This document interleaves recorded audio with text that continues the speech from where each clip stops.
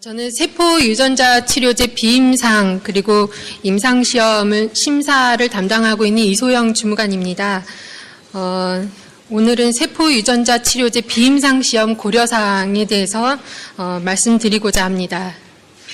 먼저 비임상 시험 고려사항에 대해서 알기 위해서는 우리 규정에서 말하고 있는 세포 치료제가 무엇인가, 유전자 치료제가 무엇인가 먼저 간단하게 짚고 넘어가는 것이 필요할 것 같아서 먼저 말씀드리도록 하겠습니다. 세포 치료제란 우리 생물학적 제재 품목허가 심사 규정 2조에 정의가 있습니다. 세포 치료제는 세포 치료제입니다.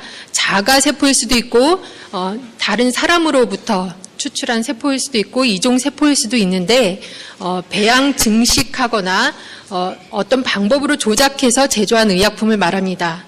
아래 작은 글씨로 다만 의료기관 내에서 최소한의 조작만으로 하는 경우는 제외한다. 그래서 최소한의 조작은 아래 상세하게 이제 다시 설명을 드리면 단순 분리, 밀도 구배 분리나 원심 분리 같은 분리 아니면 효소 처리, 이 경우에는 의료기관 내에서라는 부분을 강조해서 보시면 좋을 것 같습니다. 세포 선별, 그다음에 동결, 보존, 해동, 세척과 같은 최소한의 조작을 제외한 다른 배양 증식하거나 생물학적 방법으로 조작한 세포 치료제를 말합니다. 유전자 치료제란 이것도 역시 생물학적 제재 품목허가 심사 규정 2조 정의에 있습니다. 유전자 치료제란 유전 물질을 말합니다. RNA, DNA, 바이러스 이런 것들을 말하고요. 나의 유전 물질이 변형되거나 도입된 세포. 그래서 이제 가는 일반적으로 인비보 유전자 치료제, 나는 엑스비보 체외에서 유전자 조작이 되었다 그래서 엑스비보 유전자 치료제라고 말하기도 합니다. 근데 유전자 치료제는 특이하게 허가 조건이 있습니다. 이 허가 조건은 생명윤리법에서 기원하고 있는데요. 첫 번째로는 유전질환, 암, 후천성 면역 결핍증, 생명을 위협하거나 심각한 장애를 초래하는 질환에 사용하거나 현재 치료법이 없거나 현재 이용 가능 치료법보다 안전성, 유효성이 명백하게 개선된 경우 유전자 치료제를 허가할 수 있습니다. 그래서 유전자 치료제를 개발하신다면 개발 초기부터 이러한 허가 조건이 있다는 것을 염두에 두시고 개발하는 것이 도움이 될 것 같습니다. 예를 들어서 현재 이용 가능한 다른 치료가 있다. 그럼 비교 대상은 현재 이용 가능한 다른 치료법보다 안전성, 유효성이 개선되어야 합니다. 그리고 임상 디자인에도 반영이 되어야 되겠죠. 그래서 세포 유전자 치료제의 허가를 이제 얘기하기 위해서는 관련된 규정이 있습니다. 잘 아시는 것처럼 의약품의 허가를 얘기하고 있는 가장 상위법은 약사법입니다. 약사법에서 규정하지 못한 세부 사항은 총리령, 의약품 등의 안전에 관한 규칙에서 제출해야 하는 자료, 심사 기간, 그다음에 제조업자 준수 사항 이런 여러 가지 사항들을 규정하고 있습니다. 이런 법령에서 규정하지 못한 것들을 행정기관에서 이행을 위해서 우리가 흔히 고시라고 하죠. 고시를 통해서 세부 사항을 규정하고 있습니다. 의약품 비임상 시험 관련된 고시들은 임상시험 등 계획 승인에 관한 규정, 생물학적 제재 등의 품목허가 심사 규정 이런 것들이 주된 고시로 참고하실 수 있습니다. 하지만 여기에서는 제재 특이적 아니면 질환 특이적인 고려사항들을 모두 망라하기에는 부족함이 있습니다. 그래서 가이드라인 지침 해설서 등에서 좀 더 세부 사항을 말씀드리고 있고요. 이 부분들은 이제 식약처에서 이런 부분들이 더 반영이 되고 이런 부분이 됐으면 좋겠다는 권고 사항이고 강제성은 없습니다. 너무 많이 보셨죠? 그래서 의약품을 허가받으려면 초기에 비임상 시험 하게 되고 그다음에 임상시험 1, 2, 3상 진행해서 허가 신청하게 됩니다. 허가 절차에서 비임상 관련돼서 이제 말씀드리고 싶은 부분은 일상 진입하기 전에 임상 진입 타당성에 대해서 독성시험 자료, 효력시험 자료, 품질 자료 여러 가지를 갖춰서 제출해서 임상 승인을 받게 됩니다. 하지만 이제 이 비임상 시험은 일상 진입 이전에 하고 끝나는 것이 아닙니다. 허가 신청 전까지 혹은 3상 전까지 작용 기전에 대한 설명이라든지 때에 따라서는 환자 샘플을 가지고 비임상 시험을 수행해야 하는 경우도 있습니다. 그리고 임상 초기에 필요한 임상 진입을 위해서 초기 독성 시험들이 후기에 와서는 더 추가로 진행돼야 하는 측면이 있습니다. 그래서 허가 전까지 비임상 시험은 계속될 수 있다. 그 부분을 말씀드리고 싶습니다. 그래서 세포유전자 치료제 허가 시 제출 자료 요건은 좀 전에 말씀드린 생물학적 제재 품목 허가 심사 규정 별표 2와 3의 자료 제출 표가 있습니다. 1번부터 8번까지 이제 허가 때 제출하셔야 되는 자료 목록인데요. 동그라미는 반드시 제출, 세모는 그때그때 다르고 X는 자료가 면제되는 것에 해당이 됩니다. 세모가 많은 걸 보실 수 있으시죠? 그 다음에 비임상 시험은 이 중에 4번과 5번에 해당이 됩니다. 4번, 5번 비임상 시험 자료를 좀 더 자세히 살펴보겠습니다. 4번은 독성 시험에 관한 자료입니다. 독성 시험 자료는 다 아시겠지만 비임상 시험 기준에 따라 지정된 기관, GLP 기관에서 수행되어야 합니다. 자료 목록으로는 단해, 반복 투여 독성 시험, 유전 독성, 발암성, 생식 발생, 기타 독성으로 구성되어 있습니다. 그 다음에 5번은 양리작용에 관한 자료입니다. 간은 효력시험 자료, 이것은 인비트로, 인비보 시험 자료, 그 다음에 나는 안전성 양리, 그 다음에 다는 에드미, 라는 기타 양리에 관한 자료. 그래서 세포 유전자 치료제는 이 양리 시험에 관한 자료는 일반적으로 가 효력 시험에 관한 자료, 그 다음에 다 분포에 관한 자료가 일반적으로 제출이 됩니다. 특이하게 독성에서 어떤 안전성의 우려가 제기되는 경우에는 안전성 양리시험 자료 제출 요구될 수 있습니다. 안전성 양리시험 또한 GLP 기관에서 수행되어야 합니다. 그러면은 이제 비임상 시험을 어떤 항목을 어떤 설계로 수행할 것인가, 이 표로 봐서는 세포치료제는 전부 다 세모고 유전자 치료제는 한 3개 정도 동그라미인데 많이 알기 어려우실 것 같습니다. 그래서 이제 저희가 가이드라인을 여러 가지를 이제 제정을 한 바 있고요. 오늘 발표를 통해서 어떤 세부적인 고려사항이 있는지 말씀드리고자 합니다. 세포치료제 특이적인 고려사항을 먼저 말씀드리겠습니다. 허가 심사하는 그 입장에서 보면 세포의 종류는 굉장히 여러 가지가 있지만 현재 허가가 되고 연구가 많이 되는 세포를 3가지로 분류할 수 있습니다. 줄기세포, 면역세포, 체세포. 그 다음에 이 3가지 종류의 세포로 나누게 되고, 그 다음에 허가 심사함에 있어서 안전성이 특히 저희가 고려를 하는 부분은 분화의 특성이 있는가, 종양의 가능성이 있는가를 먼저 보고 있습니다. 줄기세포는 잘 아시는 것처럼 다양한 분화 능력이 있기 때문에 이것은 이제 장점이기도 하지만 안전성 측면에서는 종양원성의 우려가 있습니다. 줄기세포를 사용하는 경우에는 비임상에서는 종양원성 시험이 요구됩니다. 일반적으로 요구됩니다. 그다음 면역세포는 이미 분화된 세포이고 그래서 종양원성의 가능성은 낮다고 저희가 생각하고 있습니다. 그 다음에 가장 기존에 허가된 품목 중에 많이 된 것이 피부 각질세포나 섬유아세포로 5개 품목이 허가된 바 있는데요. 이 제품 또한 핵형 분석 등이나 종양원성의 우려가 없는 것을 보여준다면 별도의 종양원성 시험은 필요하지 않습니다. 그 다음에 유전자 치료제의 특이적인 고려사항 말씀드리겠습니다. 유전자 치료제는 아시는 것처럼 이제 저희가 전달하고자 하는 타겟 유전자 아니면 도입 유전자와 그 유전자를 전달하기 위한 벡터 부분 이렇게 2가지로 구성이 되어 있습니다. 그래서 자연적으로 그 벡터의 특성이 유전자 치료제의 큰 부분을 담당하게 되고요. 그래서 그 벡터가 호스트 염색체에 삽입할 수 있는가, 재활성화 가능성이 있는가가 안전성에 저희가 주로 고려하는 사항이 됩니다.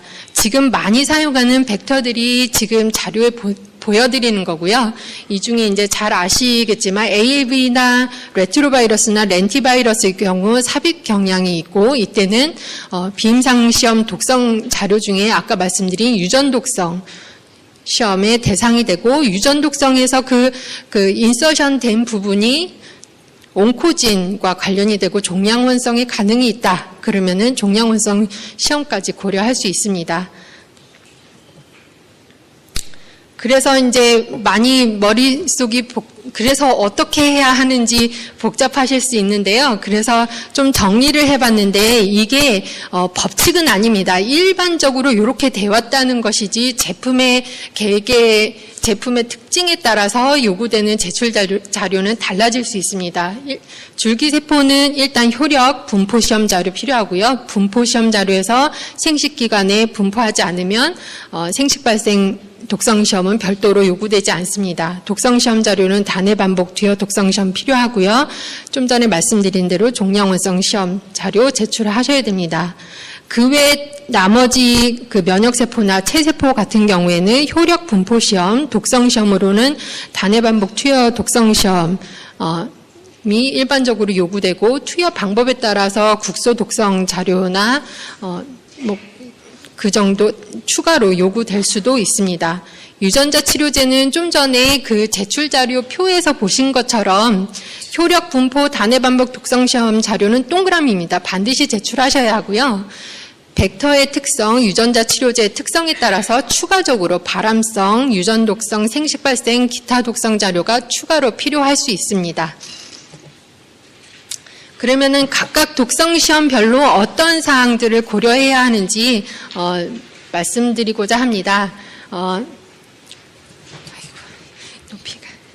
먼저 일반적으로 세포 치료제의 경우 단회 반복 독성 시험을 하는 경우, 이건 이 유전자 치료제도 마찬가지입니다. 투여 물질은 임상 시험에 사용되는 의약품을 투여하셔야 됩니다.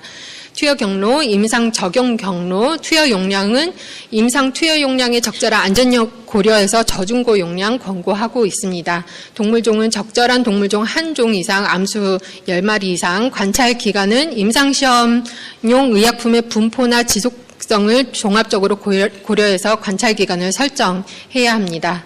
그다음에 회복군을 두어서 시험하는 것이 바람직합니다.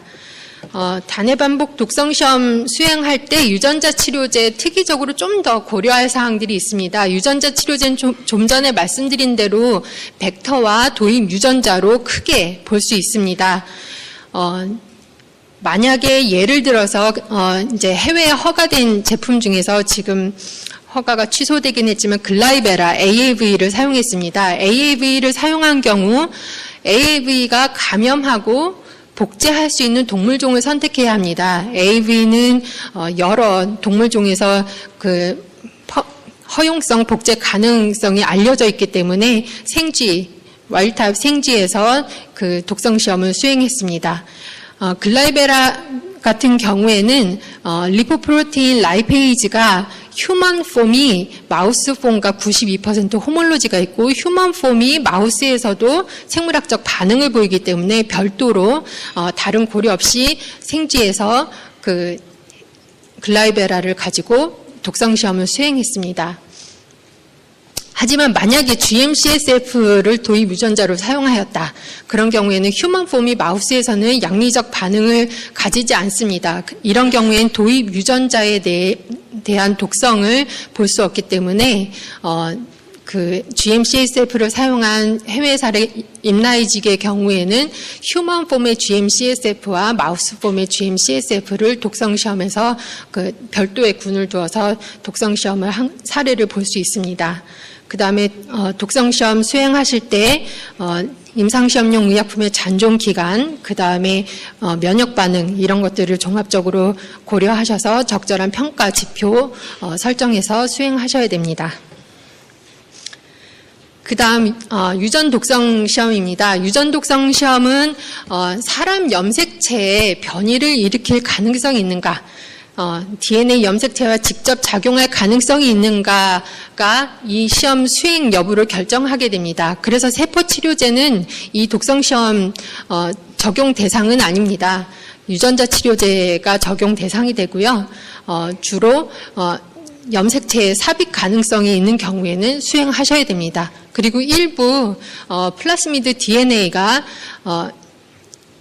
호스트 DNA 1마이크로그램당 3만 카피 이상 오랫동안 지속되는 경우에도 수행해야 할 수 있습니다. 그래서 인서셔널 뮤타지네시스가 일어난다면 어느 위치에 일어나는지 그러한 분석을 하게 되고요. 만약에 인서션된 사이트가 종양의 가능성이 있다면 종양원성 시험 수행하셔야 됩니다. 그 다음에 발암성 또는 종양원성 시험입니다. 세포치료제의 경우에는 줄기세포, 좀 전에 말씀드린 대로 반드시 해야 하고요. 그 다음에 나머지 세포의 경우 핵형 이상이나 발암, 종양의 형성 가능성이 있는 경우에는 수행 대상입니다. 동물종은 세포치료제의 경우 일반적으로 면역 결핍 마우스 사용하고요. 오랜 동안 시험을 수행하기 때문에 최종 시점에 해석 가능한 동물 수가 확보되도록 충분한 동물 수를 설계해서 수행하셔야 됩니다. 양성대조군, 시험 동물의 종양 형성능이 있는 힐러셀 같은 종양 형성능이 있는 세포를 사용하셔야 되고요. 음성대조군 또한 필요합니다. 투여 경로는 임상 적용 경로가 원칙이나 이게 이제 불가하거나 다른 사유가 있는 경우에는 피하 투여와 임상 적용 경로를 둘 다 해서 수행하실 수 있습니다. 투여 용량은 투여 가능한 최대 용량 또는 충분히 높은 용량을 사용해서 하시고요. 최소 6개월 이상 관찰하셔야 됩니다.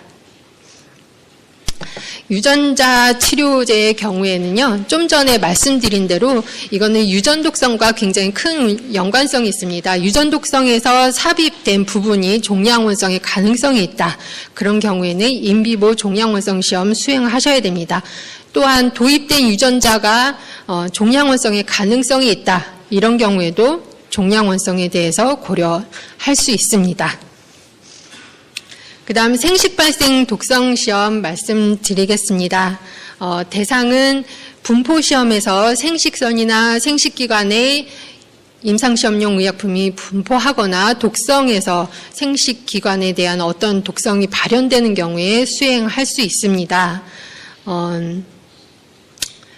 하지만 이제 3번에 보시면 생존 위협받는 환자군에서 피임에 관한 동의를 받는다면 사람한테 처음 적용되는 임상시험 할 때 반드시 생식 발생 독성 시험 자료가 요구되지 않을 수도 있습니다.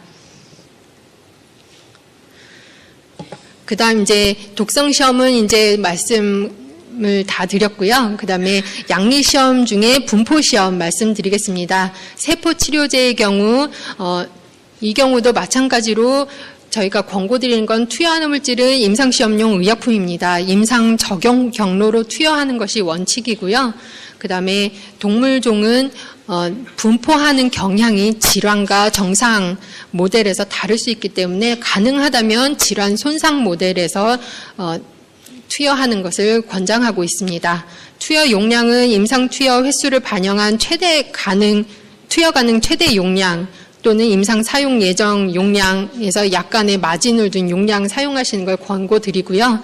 그 다음에 설계에서는 PK를 알 수 있도록 최대 검출 예상 시점하고 소실 지속을 판단할 수 있도록 충분한 기간 동안 보실 수 있도록 관찰 기간 해야 합니다. 관찰 장기는 저희가 말씀드리는 주요 장기들이 있고요. 투여 부위와 혈액, 림프절 이런 것들을 포함해야 합니다. 분포 시험은 양리시험 자료의 일부이긴 하지만 밸리데이션이 필요합니다. 주로 qPCR 방법을 사용하게 되고요.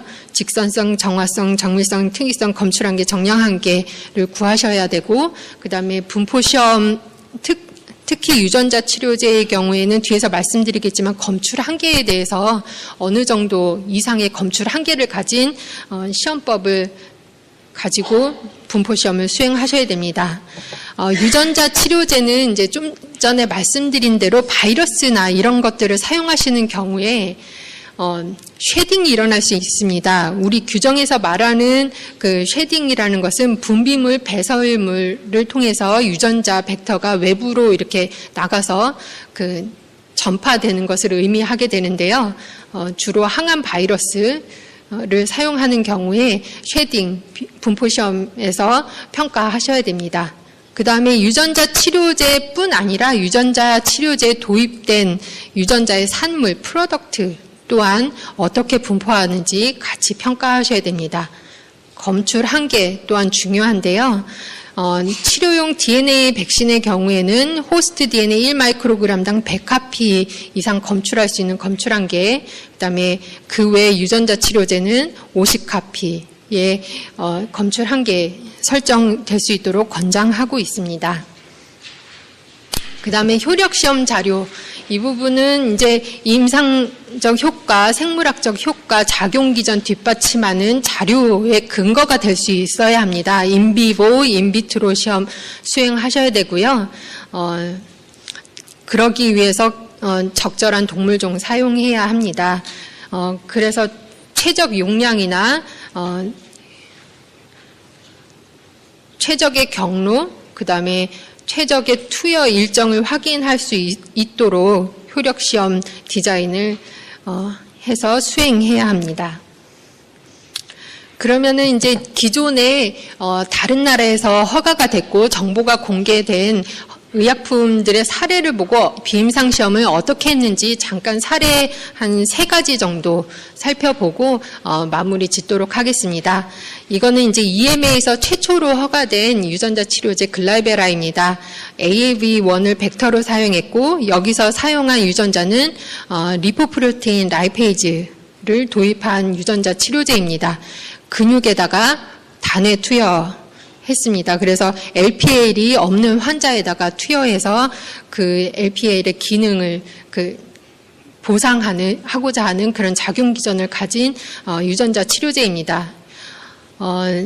좀 전에 말씀드린 여기 표를 보시면 비임상 시험 자료에서 효력 분포, 단의 독성, 단의 투여만 하기 때문에 단의 투여 독성을 했고요. 그 다음에 AAV가 랜덤이긴 하지만 그 염색체의 삽입 가능성이 있기 때문에 유전 독성 시험 수행했습니다. 국소 투여 독성 시험까지 봤고요. 그 다음에 바이러스이기 때문에 분포 시험할 때 쉐딩 항목까지 봤습니다. 그 다음에 독성 시험에서 이제 좀 전에 언급드린 대로 마우스에서 감염 복제가 가능하기 때문에 마우스에서 단의 투여 독성 시험 수행했습니다.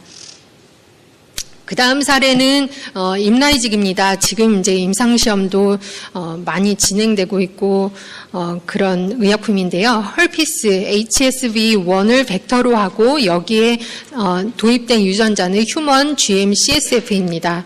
온콜리틱 바이러스이고요. 처음에 허가받을 때는 멜라노마로 허가받았습니다. 그 다음에 인트라 튜머럴 인젝션을 하고요. 여기서도 일단 OX로 보시면 효력 분포 시험 제출했고 그다음에 헐피스 바이러스는 염색체의 삽입 가능성이 거의 없다고 알려져 있기 때문에 유전 독성 시험 수행하지 않았습니다. 이 경우에는 생식기관에 분포하는 것이 알려져 있어서 일부 생식 발생 독성 시험 수행했습니다. 분포 시험할 때 쉐딩 평가했고요. 그 다음에 독성 시험의 경우 헐피스 바이러스가 마우스에 감염하고 복제할 수 있는 능력이 있기 때문에 마우스 발브시나 C57 마우스 모델을 사용해서 독성 시험 수행했습니다. 좀 전에 말씀드린 대로 휴먼 GM-CSF는 마우스에서 생리적 활성이 없습니다. 그래서 독성 시험 할 때 휴먼 폼의 GM-CSF와 마우스 GM-CSF를 사용해서 독성 시험을 수행했습니다. 그다음에 마지막으로 우리나라 최초 유전자 치료제로 작년에 허가받은 인보사 K주의 경우입니다. 콘드로사이트에 레트로바이러스를 이용해서 TGF-베타1 유전자를 도입했고요. 그래서 이 정상 콘드로사이트와 TGF-베타1이 도입된 유전자를 혼합해서 관절각 내에 투여하는 무릎 골관절염 치료로 사용되는 유전자 치료제입니다. 이 경우에도 효력, 분포, 단의 독성, 반복 시험, 독성 시험 수행했고요. 세포 기반한 유전자 치료제이기 때문에 유전 독성 DNA와 직접적으로 인터랙션할 가능성이 없기 때문에 유전 독성 시험은 수행하지 않았습니다. 하지만 이제 TGF 베타1 도입된 유전자의 특성상 종양원성의 가능성을 배제할 수 없기 때문에 발암성 시험 수행했고요. 그다음에 다양한 사냥, 돼지, 래트 그 모델을 사용해서 단해 투여, 반복 투여 독성 시험 수행했습니다. 그래서 세포 유전자 치료제는 그 제재별 특성이 굉장히 다양합니다. 그리고 이제 그 연구하시던 분이 제품 개발하는 분야까지 많이 하는 경우가 많기 때문에 저희가 여러 가지 지원을 하기 위해서 마중물 사업을 진행하고 있습니다. 맞춤형 협의체, 전담 컨설턴트, 상담 이런 것들에 대한 정보를 여기 보시면 식약처 홈페이지에서 바이오의약품 마중물 사업에서 그 정보를 좀 더 얻으실 수 있고요. 제가 말씀드린 세포치료제, 유전자 치료제, 그 비임상시 고려사항은 이미 가이드로 저희가 만들어서 말씀드리고 있습니다. 가이드라인도 식약처 홈페이지에서 검색해서 찾으실 수 있습니다. 가이드라인은 식약처 홈페이지의 법령이라는 그 부분에서요, 민원인 안내서에서 각각 가이드라인 이름으로 검색하실 수 있습니다. 비임상시험 관련된 가이드라인을 제가 쭉 뽑아봤고요. 여기에서 찾아보시고 더 궁금한 것이 있으면 마중물 사업 통해서 저희가 더 상담 해드리고 있습니다. 경청해 주셔서 감사합니다.